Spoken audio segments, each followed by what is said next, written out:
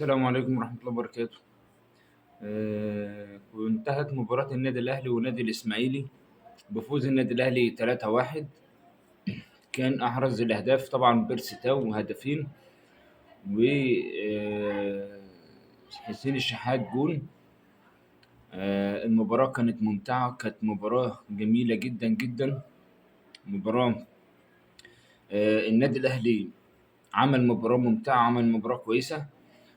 ظهور لعيبة طبعًا جديدة، طبعًا إحنا كلنا عارفين وبنشوف إن الcoach مارسيل كولر كل مباراة بي بيورّينا لعيبة تانية جديدة، بيورّينا حاجات جديدة. يعني واحد مثلًا زي كوكا بصراحة، يعني الهدف اللي جه بتاع حسين الشحات كان هو دي هي اللعبة بتاعة كوكا، هي لعبة الهدف من البداية بتاعة كوكا.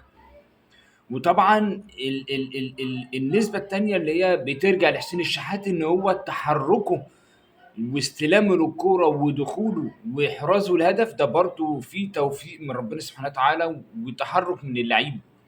ولكن هو النهارده كوكا كان عامل ماتش عالمي، عامل ماتش عالمي جدًا، جدًا. النهارده الهدف اللي جه، الهدف دوّة يعني كان فيه رعونة من الدفاع واستهتار من لعيبة النادي الأهلي، كلّفنا هدف بدون أي لازمة. يعني ما كانتش مش مستاهلة إن إحنا إيه، إن أنت توصل إن أنت تبقى في حاجة زي ديّة لأ، لأ، أنا عايز تركيز أعلى من كده. النهارده علي معلول بصراحة يعني ما كانش fit. النهارده موديست لأ، صفر. موديست صفر، يعني أنا لسه ما أدّاش أي حاجة من كل الفيديوهات اللي إحنا شُفناها وتابعناها. النهارده موديست ما عملش أي حاجة، ما كانش ليه أي وجود، يعني ما كانش ليه أي وجود تمامًا.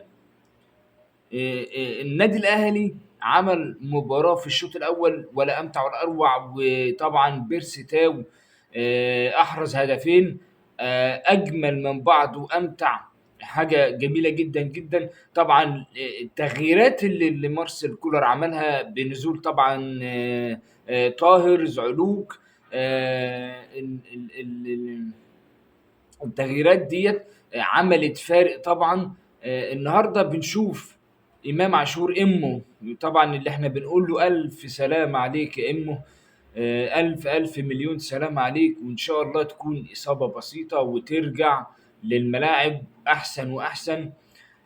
كُلّنا يعني الواحد بيشوف إن بعض الناس الزملكاوية ناس غلّاوية كده، ناس غلّاوية بيتمنّوا إن إصابة إمام عاشور برباط صليبي. النهارده إحنا من فترة طبعًا شُفنا الونش لمّا اتصاب برباط صليبي، طبعًا كُلّنا زعلنا عليه لإن دي إصابة يعني حاجة بتاعة ربنا سبحانه وتعالى. وتمنينا الشفاء العاجل لمحمود حمدي الونش، لاعب نادي الزمالك المدافع. والراجل لمّا اتصاب صليبي، نشوف بعض الناس الغلّاوية من جماهير نادي الزمالك، أو نشوف بقى يعني لعيبة، نشوف الناس دي لعيبة الأهلي طلعت وتمنّت الشفاء العاجل بالنسبة محمود حمدي الونش لمّا اتصاب برباط الصليبي.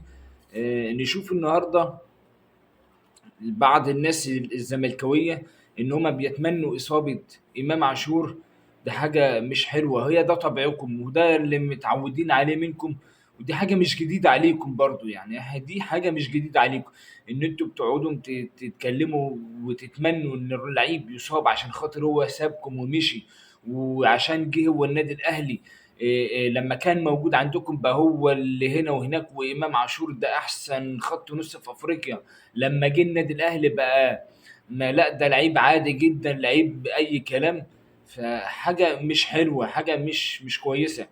النهارده خلاص يعني قفلنا الستار، وانضم نادي الإسماعيلي للثلاثيات مارسيل كولر، انضم لثلاثيات مارسيل كولر.